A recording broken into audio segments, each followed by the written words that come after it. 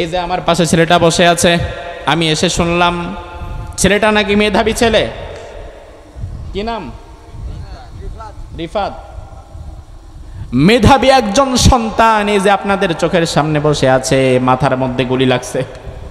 বয়স কত, রাজনীতির কি বোঝে, সে কি করতে সেখানে গিয়েছিল? সে ছাত্রদের সাথে তার ন্যায্য একটা দাবির জন্য সেখানে অবস্থান করেছিল। তার মাথার মধ্যে গুলি করার মতো সাহস তোমারে কে দিল? এজন্য আমি বলি, প্রশাসনের দায়িত্ব পেয়ে যারা কুলাঙ্গারের মতো মানুষের উপরে গুলি করেছে তাদের কোনো ক্ষমা নাই, বরং তাদেরকে এই জাতির সামনে এনে ফাঁসির কাস্টে ঝোলাতে হবে। তোর কোনো ক্ষমা নাই।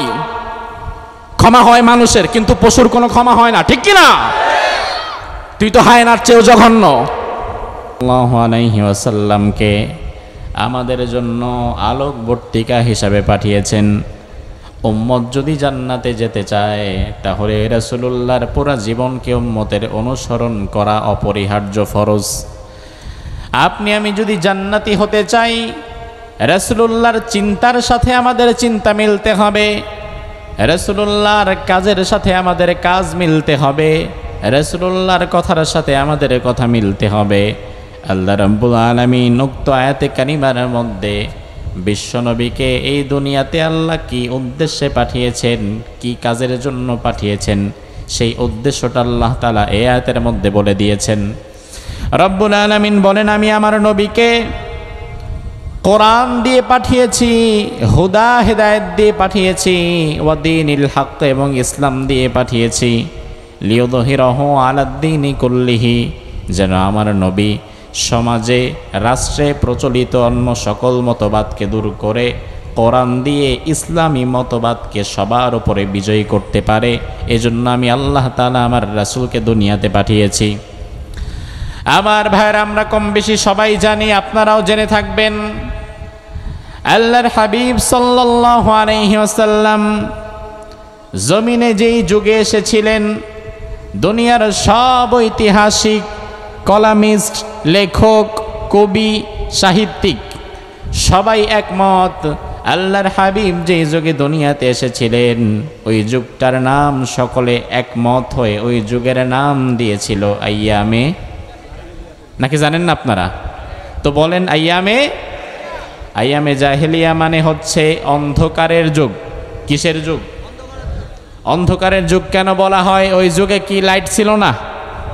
না, আসলে এই লাইট ছিল না, আমাদের মতো এলইডি বাল্ব ছিল না, এই বড় বড় লাইট ছিল না, কিন্তু ওই যুগে কুপি বাতি ছিল, চেরাক বাতি ছিল, সূর্য ছিল, চন্দ্র ছিল, তারকা ছিল, দিনের বেলায় আলো ছিল, রাতের বেলায় কুপি বাতি ছিল। ওই যুগটাকে অন্ধকারের যুগ কেন বলা হয়? ওই যুগেও তো সূর্য আলো দিত, চন্দ্র আলো দিত, তারকা থেকে আলো বিস্ফোরিত হতো। তাহলে ওই যুগকে অন্ধকারের যুগ কেন বলা হয়? তার কারণ হচ্ছে এই অন্ধকার বলতে মূলত বাহিরের ঘুটঘুটে কালো অন্ধকারকে বোঝানো হয় নাই, এই অন্ধকার বলতে মূলত মানুষের মনোজগতের অন্ধকারকে বোঝানো হয়েছে। আমার ভাইরা ভালো করে বুঝবেন, বাহিরের অন্ধকার দূর করার জন্য আলো জ্বালাবার ব্যবস্থা আছে। ঘুটঘুটে অন্ধকার, এখানে যদি একটা লাইটও না থাকতো আমার চেহারা আপনারা দেখতেন না, বা আপনাদেরটা আমি দেখতাম না, পুরা পরিবেশটা অন্ধকারাচ্ছন্ন। এই বাহিরের অন্ধকারকে দূর করার জন্য যেমন আলোর ব্যবস্থা করা হয়েছে, মানুষের ভেতরেও কিছু অন্ধকার রয়েছে, যে অন্ধকার বাহিরের আলোতে আলোকিত হয় না, বরং যেই অন্ধকারকে আলোকিত করার জন্য একটা কিতাবের প্রয়োজন। আপনারা পারলে বলেন তো সেই কিতাবের নাম কি? যারা কথা বলতে পারলেন না, কোরআন কি তাদের কিতাব না? জোরে বলেন, আমাদের কিতাবের নাম কি? ও মুসলমান, ভালো করে শুনেন, যেই জাতির মাঝে কোরআনের নূর থাকে না, কোরআনের ইলম থাকে না, কোরআনের জ্ঞান থাকে না, এই জাতি যত শিক্ষিত হোক না কেন, ওই শিক্ষিত মানুষের ভেতরটা যদি কোরআনের নূর দ্বারা নূরান্বিত না হয়, তাহলে ওই শিক্ষিত মানুষের দ্বারা সমাজের মানুষ উপকারের চাইতে অপকার বেশি পাবে।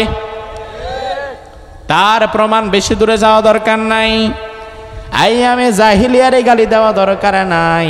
আপনি বর্তমান সমাজের দিকেও তাকান, যাদের ভেতরে কোরআনের জ্ঞান নাই, রাসূলের আদর্শ নাই, এমন মানুষের দিকে যদি আপনি তাকান, আপনি দেখবেন ওই লোকটা হয়তো মাস্টার্স করে, ডক্টরেট করে, ডাক্তার হয়, ইঞ্জিনিয়ার হয়, বিসিএস ক্যাডার হয়, কিন্তু যদি কোরআনের জ্ঞান, ইসলামের জ্ঞান আর রাসূলের আদর্শ না থাকে, তাইলে ওই ডাক্তার দ্বারা মানুষ যতটা উপকৃত হয়, বরং তার চেয়ে ক্ষতির আশঙ্কা তার বেশি থাকে।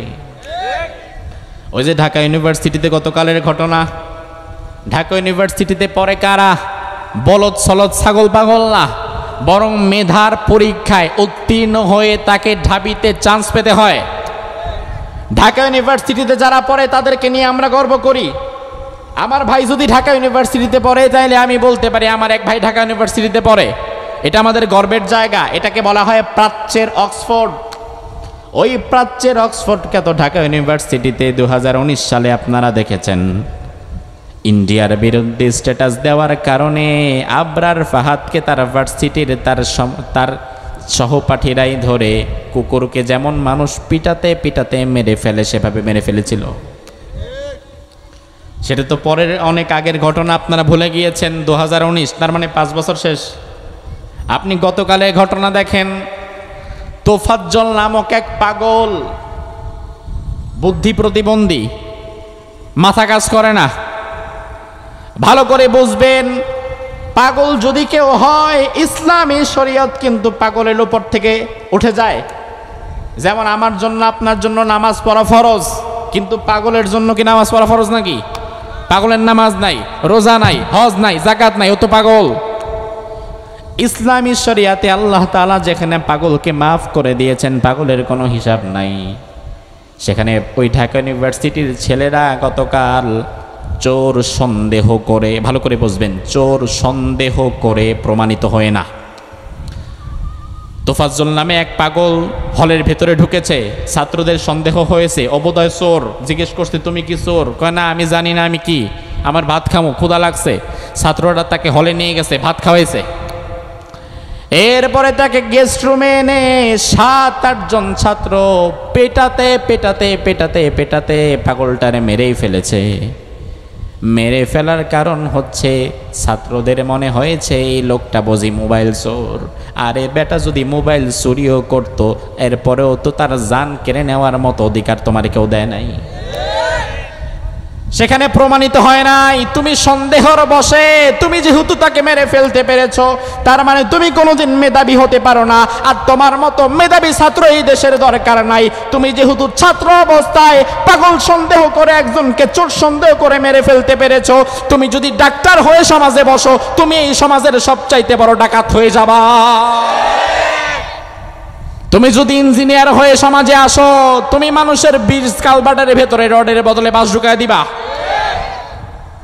তুমি যদি ওসি হয়ে এসপি হয়ে থানায় বসো, তোমার মতো কুলাঙ্গার যদি এসপি হয়, তাইলে আরেকটা 5ই আগস্ট আবার ঘটতে পারে। প্রশাসনের ভাইরা, তারা আমাদের ভাই, তারা আমাদের প্রতিদ্বন্দ্বী বা বিরোধী দলের কেউ না। প্রশাসন তো বিরোধী দলের হতে পারে না, বরং প্রশাসন হবে জনগণের।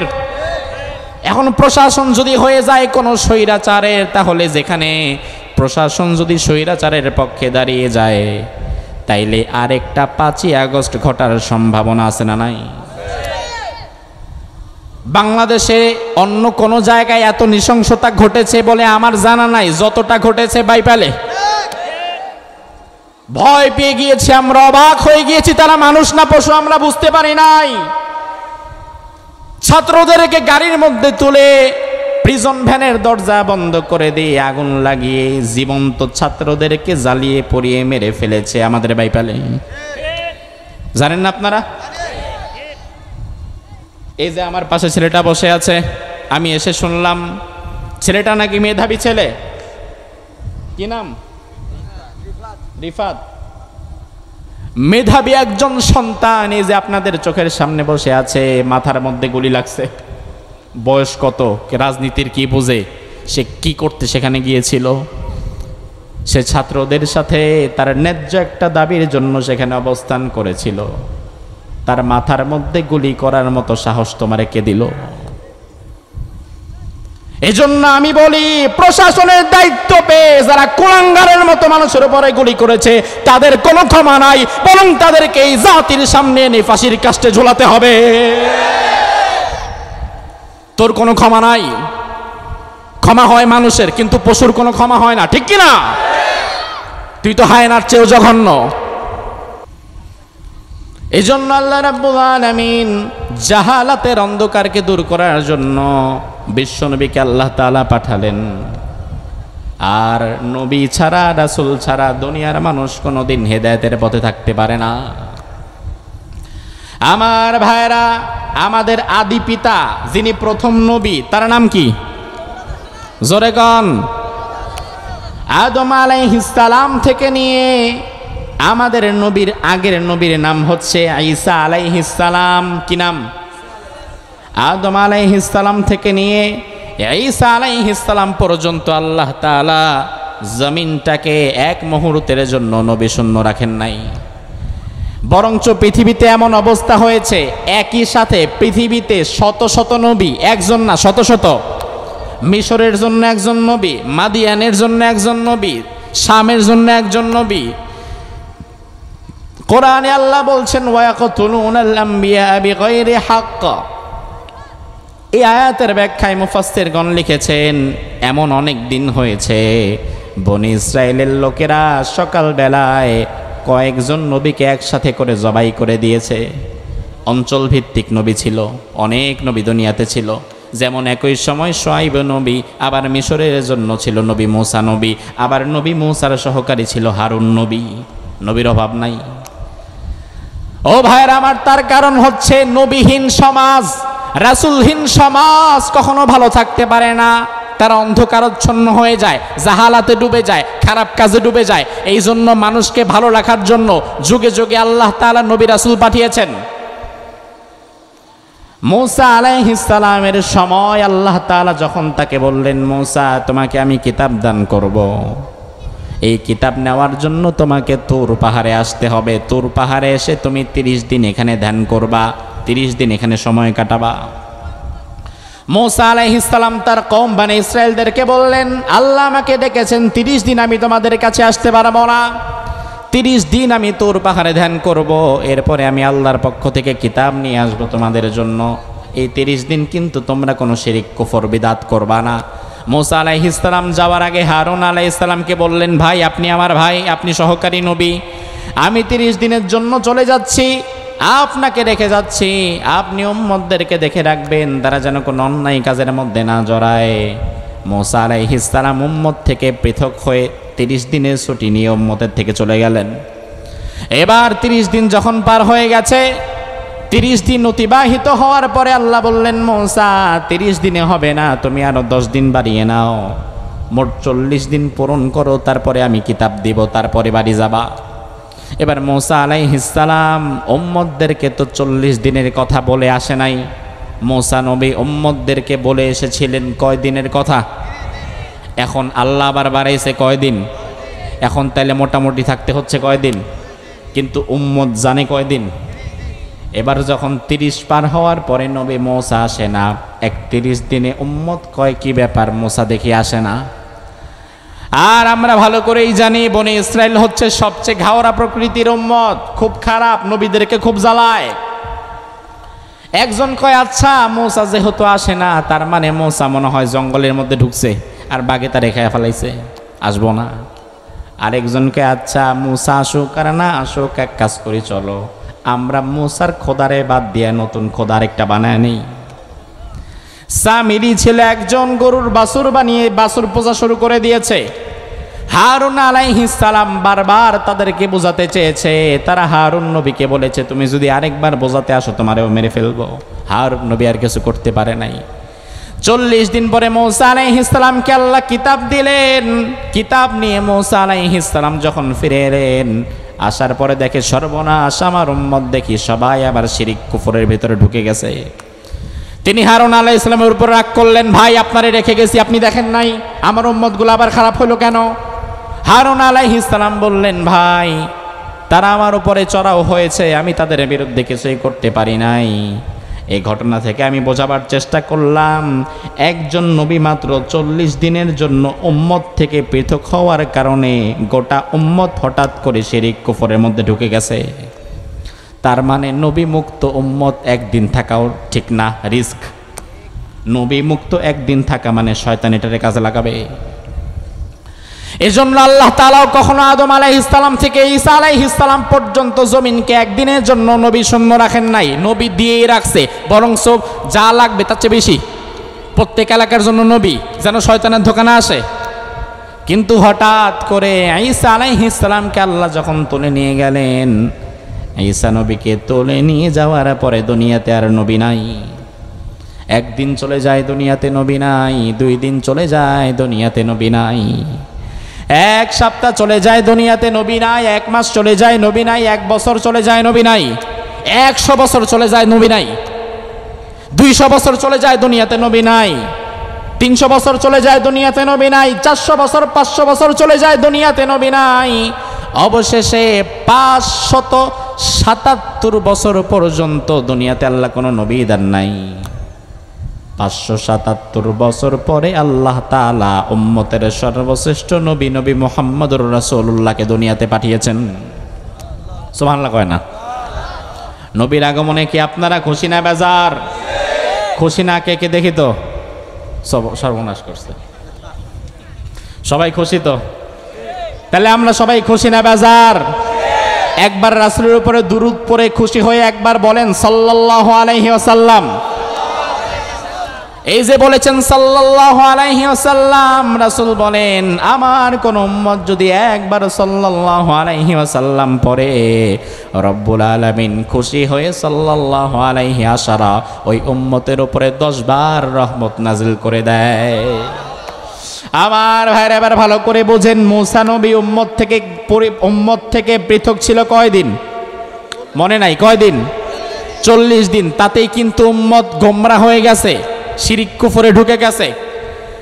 আর ঈসা নবীর পরে আল্লাহ তাআলা হঠাৎ করে নবুয়তের চেইনে লং ডিস্টেন্স করে দিলেন। 577 বছর পর্যন্ত নবী নাই। 40 দিন নবী না থাকলে উম্মত যদি জাহান্নামের দিকে চলে যেতে পারে, তাইলে 577 বছর নবীহীন একটা জাতি কোন পর্যায়ে চলে যায় দেখেন। যেই জাতির মানুষেরা একে অপরকে খুন করতে দ্বিধাবোধ করতো না, বরং তারা নিজের কন্যা সন্তানকে জীবিত মাটির নিচে পুঁতে ফেলতো। ওই সময় বিচার চাওয়ার জন্য কোনো জায়গা ছিল না। উট খেত, দুম্বা খেত, তবে জবাই করে না, জবাই করার আগে ওটের একটা পা কেটে ফেলতো।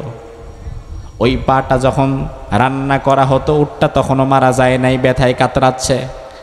এই উটের কাতরানি দেখে ব্যথার যন্ত্রণায় ছটফট করতে দেখতে তারা পছন্দ করত। অর্থাৎ মানুষ ছিল কিন্তু মনুষ্যত্ব ছিল না, মানব ছিল কিন্তু কোনো মানবতা ছিল না। আমার ভাইরা, এই ভয়াবহ অবস্থা যখন চলছে, তখন আল্লাহ রাব্বুল আলামিন একজন রাসূল পাঠালেন, যিনি আর কেউ না, যিনি আখিরি জামানার পয়গম্বর। তিনার নাম হচ্ছে মুহাম্মদ সাল্লাল্লাহু। অন্ধকার যেমন, এই অন্ধকারকে দূর করার জন্য লাইট প্রয়োজন তত শক্তিশালী। আমি একা মানুষ, আমি যদি পথ চলতে যাই, আমার জন্য জাহাজের লাইটের দরকার নাই, আমার মোবাইলের ফ্ল্যাশ লাইট দিয়ে আমি আমার পথ চলতে পারবো। কিন্তু এটা যদি আমার একটা গাড়ি থাকে, প্রাইভেট কার, তাহলে আমার মোবাইলের ফ্ল্যাশ লাইট দিয়ে প্রাইভেট কার যেতে পারবে না, বরং প্রাইভেট কার চলার জন্য তার সামনে 2টা লাইট লাগবে। আবার আপনি যদি জাহাজে ওঠেন, তাহলে সাগরের অন্ধকারকে দূর করার জন্য প্রাইভেট কার আলোতে হবে না, বরং আরও পাওয়ারফুল লাইট লাগবে। বিমানে ওঠেন, পাওয়ারফুল লাইট লাগবে, ট্রেনে ওঠেন, পাওয়ারফুল লাইট লাগবে। তার মানে অন্ধকার যেখানে যেমন, ওই অন্ধকারকে দূর করার জন্য তত শক্তিশালী লাইটের প্রয়োজন। 77 বছরের ভয়াবহ অন্ধকার, যে অন্ধকারে গোটা জাতি ডুবে গিয়েছিল, গোটা সমাজ নিমজ্জিত হয়ে গিয়েছিল। এই ভয়াবহ অন্ধকারকে দূর করার জন্য দুনিয়ার সর্বশ্রেষ্ঠ বাতি আল্লাহ তাআলা নবী মুহাম্মদুর রাসূলুল্লাহকে পাঠালেন কোরআন দিয়ে। সুবহানাল্লাহ।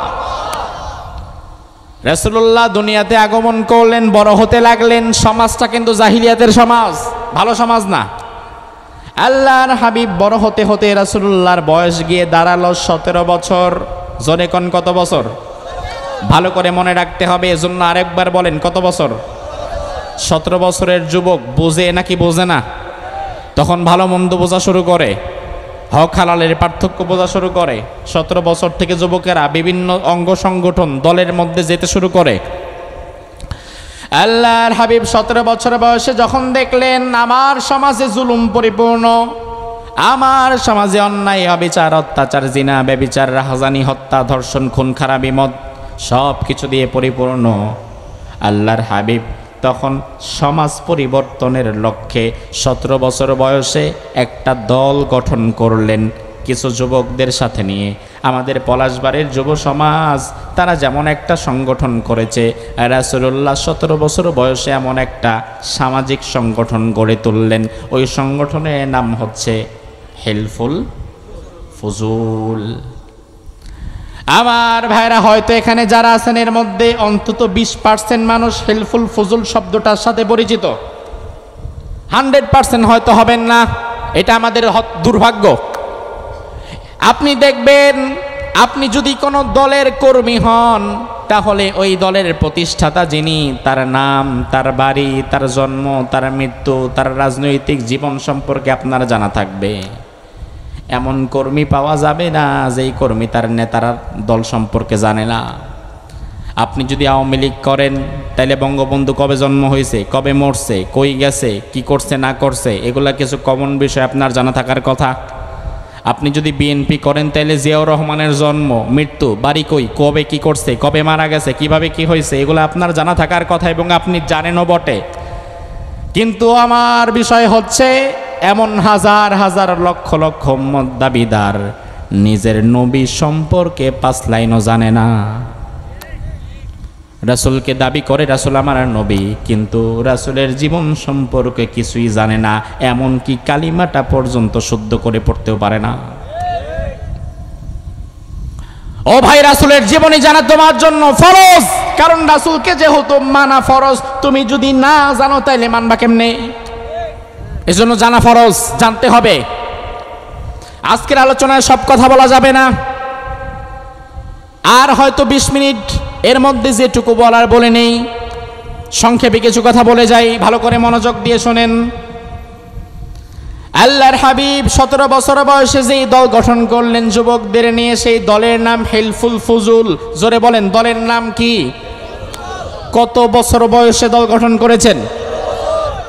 সমাজের অশান্তি দূর করার জন্য, সমাজ থেকে অন্যায় অবিচার অত্যাচার জুলুম হত্যা ধর্ষণ বন্ধ করার জন্য হেলফুল ফজল গঠন করে আল্লাহর হাবিব এবার যুবকদেরকে বললেন, আসেন আমাদের দলের একটা কর্মসূচি হওয়া দরকার। যেমন এই যে বৈষম্য বিরোধী ছাত্র সমাজ তারা যে আন্দোলন করে, তারা কিন্তু এভাবে একটা নির্দিষ্ট কর্মসূচিকে টার্গেট করে এরপরে এর ব্যানারে আন্দোলন করে। আমাদের একটা কর্মসূচি আছে, এরপরে আন্দোলন হবে।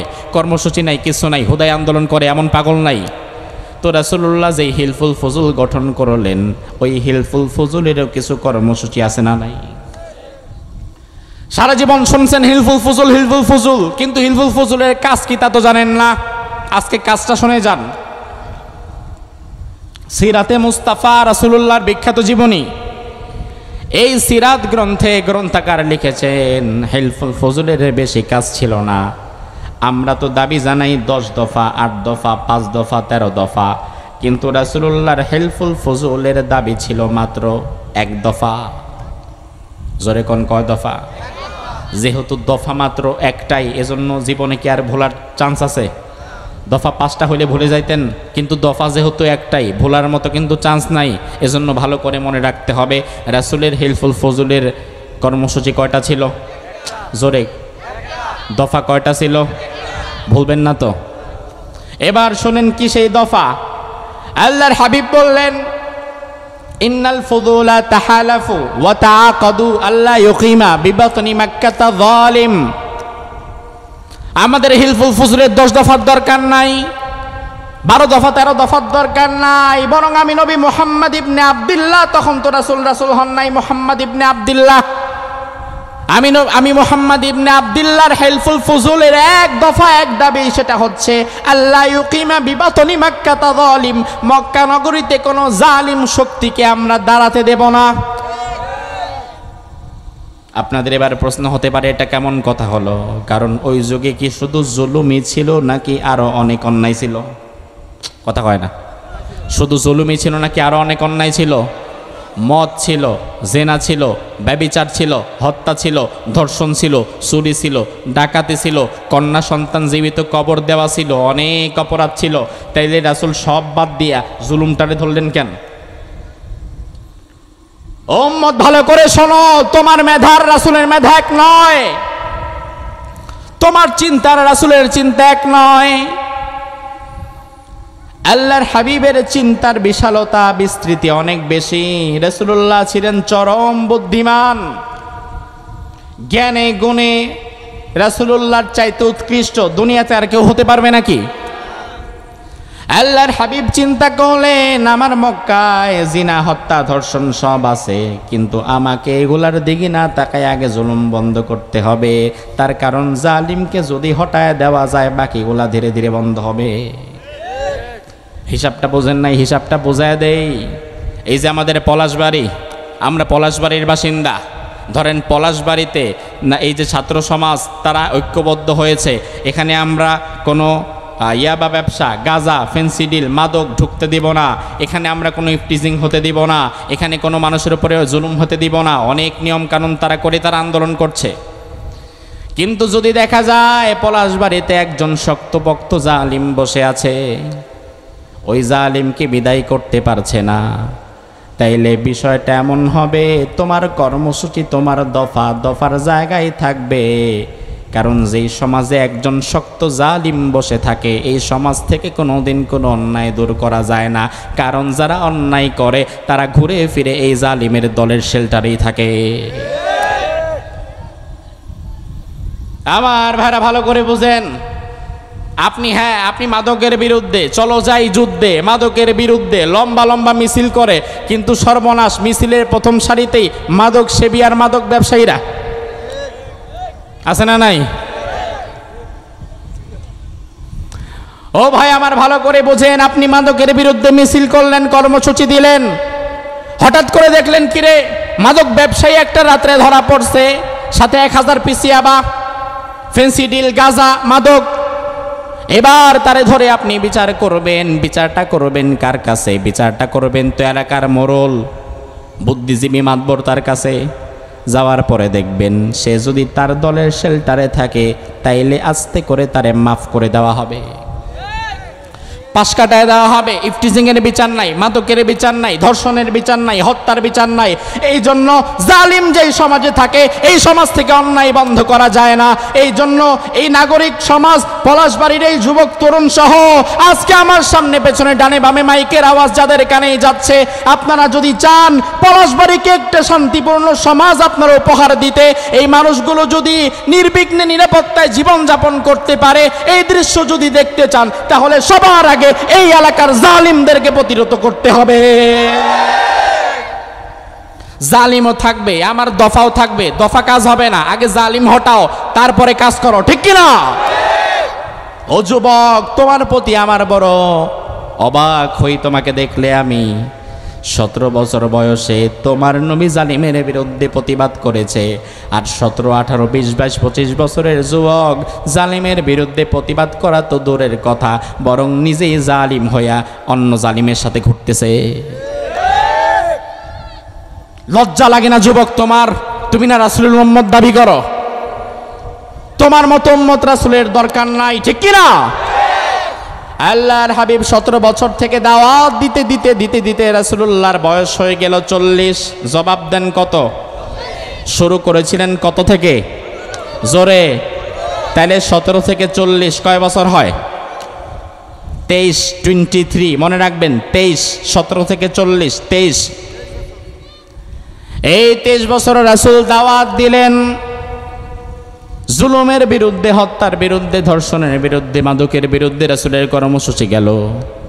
কিন্তু দুঃখের বিষয় হচ্ছে এই 23 বছরের দাওয়াতে মানুষগুলো ভালো হলো না। হেদায়েতের পথে আসলো না, দিনের পথে আসলো না, কোনো চোরচুরি ছাড়লো না, কোনো ডাকাতি ছাড়লো না। হুজুর বসেন।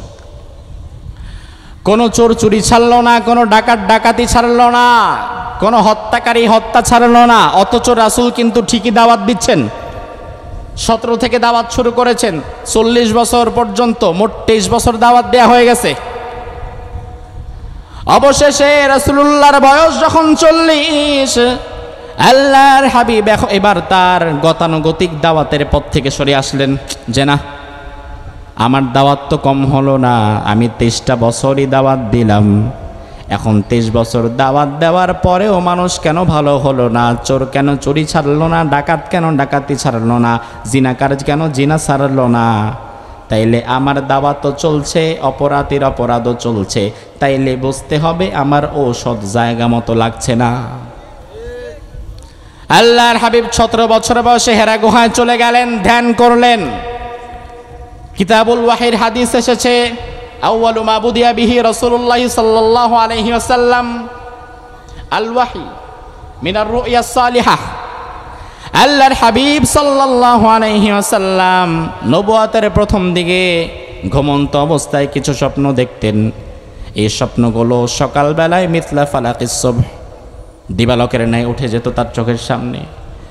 সুম্মা হুব্বিবা ইলাইহিল খালা ওয়া কানা ইয়াখলু বিগারি হিরা। আল্লাহর হাবিবের কাছে ওই সময় নির্জনতা প্রিয় হতে লাগলো। রাসূলুল্লাহ হেরা গুহায় চলে গেলেন, 40 বছরে ধ্যান করলেন, চিন্তা করতে লাগলেন। তার কারণ হচ্ছে, অভিজ্ঞ ডাক্তার যদি কেউ হয়, অভিজ্ঞ ডাক্তারের কাছে যদি আপনি আপনার হাতের একটা ফোড়া নিয়ে যান, ব্যথা নিয়ে যান, আপনি যদি গিয়ে বলেন ডাক্তার সাহেব হাতে ফোড়া হয়েছে, ওষুধ দেন, ডাক্তার সাহেব আপনাকে ওষুধ দিল।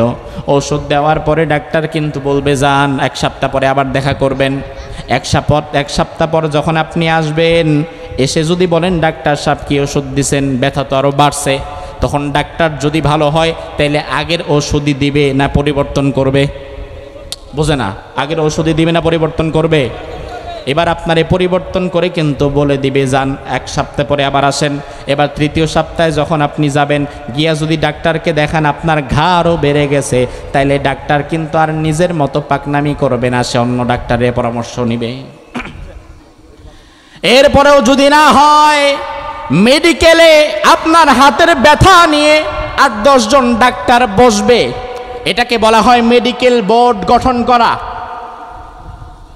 মেডিকেল বোর্ড গঠন করে 8-10 জন ডাক্তার বসে এরপরে চিন্তা করবে কি ব্যাপার, ওষুধ তো দিলাম, 2-3 বার চেঞ্জও করলাম, কাজ হলো না, তাইলে এটা কি এমন জটিল ও কঠিন রোগ হতে পারে যেটাকে সারাবারের জন্য এবার ডাক্তাররা পরামর্শ করবে, মেডিকেল বোর্ড গঠন করবে। আল্লাহর হাবিব 23 বছর দাওয়াত দেওয়ার পরে চিন্তা করলেন ঔষধ তো কাজে লাগছে না, তাহলে দাওয়াতে কিছু না কিছু সমস্যা তো আছে, কিভাবে দাওয়াত দেওয়া যায়, পদ্ধতিটা পরিবর্তন করা দরকার। এই পদ্ধতি পরিবর্তনের জন্য তিনিও ধ্যান করলেন, তিনিও চিন্তায় পড়ে গেলেন। আজকে এই জাতির আলেমদেরও চিন্তা করা দরকার, এই জাতির দায়ীদেরকেও চিন্তা করা দরকার। কারণ 71-এর পরে 53 বছর হয়ে গিয়েছে এই বাংলাদেশে।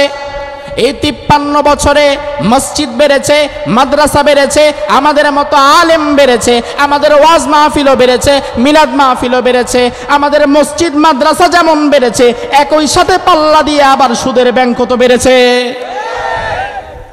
আমাদের মসজিদ থেকে তো সুদের বিরুদ্ধে কথা হয়, জিনার বিরুদ্ধে কথা হয়, মদের বিরুদ্ধে কথা হয়। তাইলে আমাদের 53 বছরের ওয়াজ কাজে লাগলো কই? কাজে যদি লাগতো তাইলে তো সুদ দিন দিন বাড়তো না, বরং কমতো। তার মানে বুঝতে হবে আমাদের এখানেও কিছু ঘাপলা আছে। এখন আমি তুমি আলাদা আলাদা আর কত দাওয়াত দিব ভাই? অভিজ্ঞ ডাক্তার যদি নিজে না পারে, তাইলে যেমন 10-12 জন ডাক্তার নিয়ে মেডিকেল বোর্ড গঠন করে, এই 53 বছর পরে আলেম ওলামারা বিচ্ছিন্ন বিক্ষিপ্তভাবে না থেকে উচিত সর্বদরের আলেম মিশে একই টেবিলে বসে এই জাতির রোগ নিয়ে কাজ করা। এই জাতির রোগটা কোথায়? আলেমরা একসাথে বসেন, জামাত, হেফাজত, জমিয়ত, খেলাফত, চরমনাই সকল ভেদাভেদ ভুলে যান। কারণ এই জাতির আলেমেরা যদি কোনোদিন এক হয়ে যায়, তাইলে জালেমেরা কোনোদিন মাথা তুলে দাঁড়াতে পারবে না। এক হয়ে বসেন। আপনাকে বসতে হবে, আপনাকে ভাবতে হবে, এই জাতিকে নিয়ে আপনাকে কাজ করতে হবে। সেটা বিচ্ছিন্ন বিক্ষিপ্তভাবে 53 বছরে অনেক করেছেন, এবার একত্রিত হয়ে করেন। একত্রিত হয়ে কাজ করবে তো দূরে থাক, বরং আমরা আজকে যা দেখেছি তাতে আমাদের ভেতরটা খান খান হয়ে গিয়েছে। বাংলাদেশের জাতীয় মসজিদ বাইতুল মুকাররম, যেটা আমাদের জন্য একটা আবেগ এবং ভালোবাসার জায়গা, যেটা আমাদের জাতীয় মসজিদ, এই মসজিদে আজকে আমরা দেখলাম যে মসজিদে জোরে কথা বলা নিষেধ, যেই মসজিদে একে অপরকে আঘাত করা নিষেধ, সেই মসজিদে আজকে আমরা দেখলাম মুসল্লি মারামারি করে রক্তারক্তি হচ্ছে। এটা আমাদের জন্য অভাগার একটা বিষয়, লজ্জাজনক বিষয়। মসজিদের ভেতরে যেখানে জোরে কথাও বলা ঠিক না, কিয়ামতের আলামত। আল্লাহর হাবিব বলেছেন, ইয়াতি আলান নাসি জামান লা ইয়াবকা মিনাল ইসলামি ইল্লা ইসমুহু ওয়া লা ইয়াবকা মিনাল কুরআনি ইল্লা রাসমুহু মাসাজিদুহুম আমিরাতুন ওয়া হিয়া খারাবুম মিনাল হুদা। এমন এক জামানা আসবে, ইসলাম থাকবে শুধু নামে কামে না। এমন এক জামানা আসবে, কোরআন থাকবে শুধু পৃষ্ঠার অক্ষরে, সমাজে নয়। এমন এক জামানা আসবে, মসজিদগুলো হবে আলোকিত, তবে মসজিদের মধ্যে হেদায়েত থাকবে না। এবার আপনারা একটু বুঝে থাকলে বলেন তো, এমন জামানা আসবে নাকি এসে গেছে? আল্লাহর হাবিব বলেন, ওই যুগের কিছু আলেম থাকবে যারা আকাশের নিচে সর্বনিকৃষ্ট। ফিতনা তাদের থেকে প্রকাশ পাবে, আবার তাদের দিকেই ফিরে যাবে।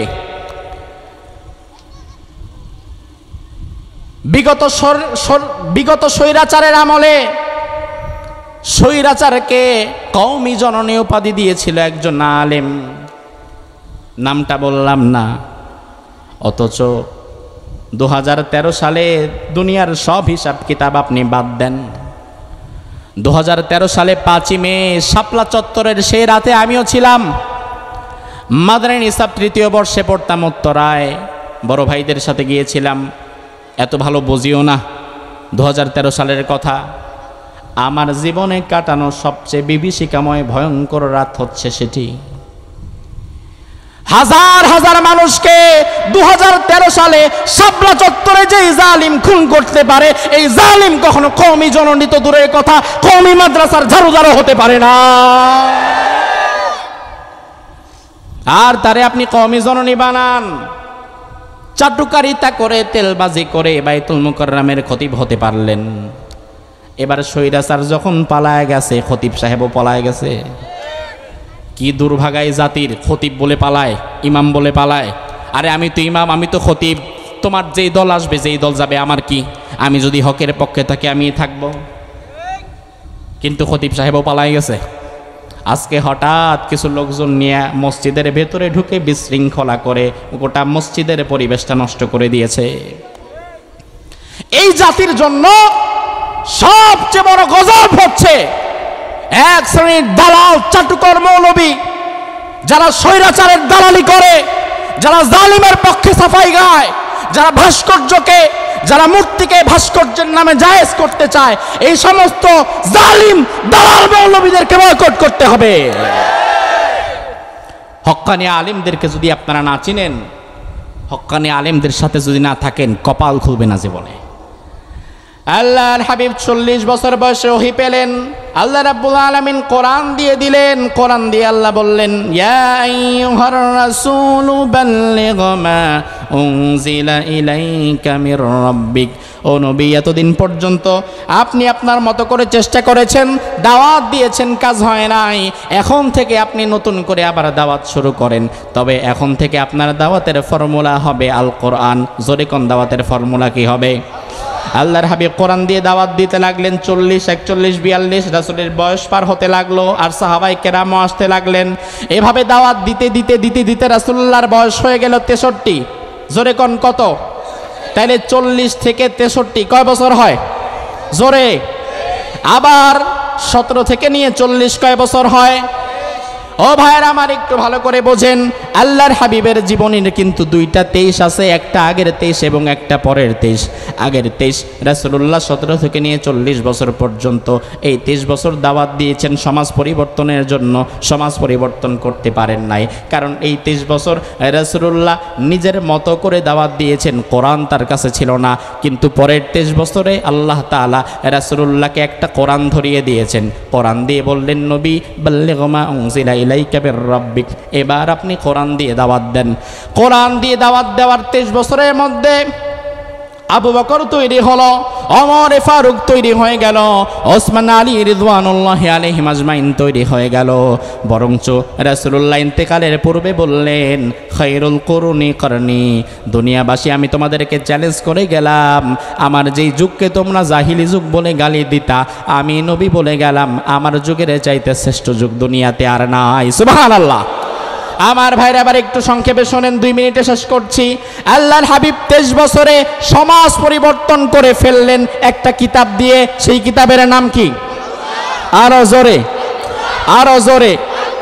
আর আগের 23 বছরে কোরআন ছাড়া রাসূল সমাজ পরিবর্তনের দাওয়াত দিয়েছেন, কিন্তু পরিবর্তন কি হয়েছে? চুরি বন্ধ হয়েছে, ডাকাতি বন্ধ হয়েছে, জুলুম অত্যাচার বন্ধ হয়েছে।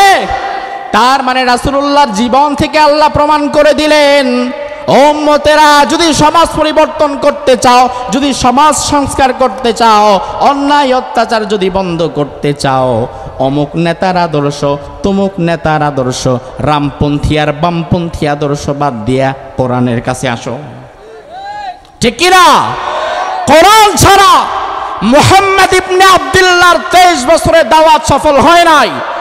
কোরআন ছাড়া মুহাম্মদ ইবনে আব্দুল্লাহর 23 বছরের দাওয়াত যদি সফল না হয়, সমাজ সংস্কার যদি না হয়, তুমি তোমার কোন নেতার ছাতামাতার আদর্শ দিয়ে সমাজ সংস্কার করতে চাও?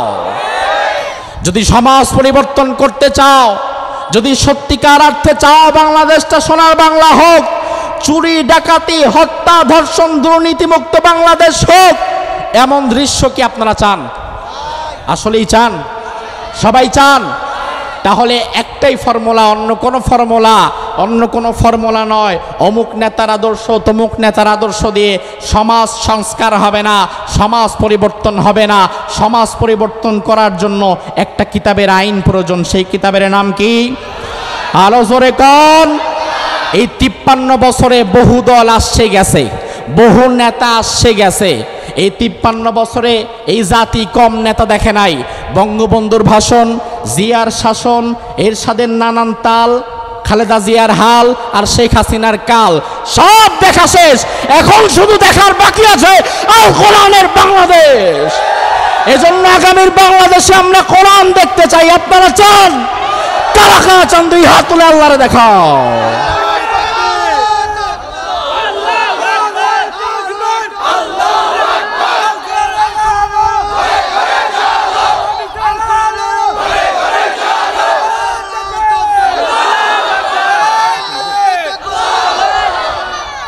প্রিয় ভাইরা আমার, এই মাহফিলটা আজকে যারা করেছে, বিশেষ করে এই যে আমার বাম পাশে বসে আছে মুকুল ভাই, মুকুল মামা, একটু হাত তোলেন তো।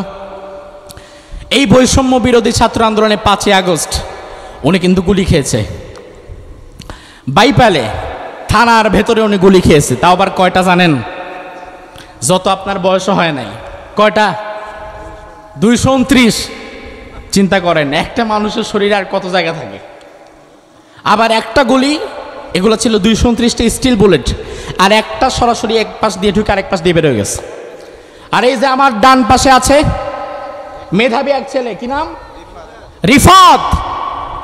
মেধাবী এক বাচ্চা, মাথায় গুলি লেগেছে। আপনি রিফাতের বাবা? বাবা সন্তানকে নিয়ে বসে আছে। আহারে, একজন বাবার কাছে তার সন্তানের চেয়ে মূল্যবান আর কি হতে পারে?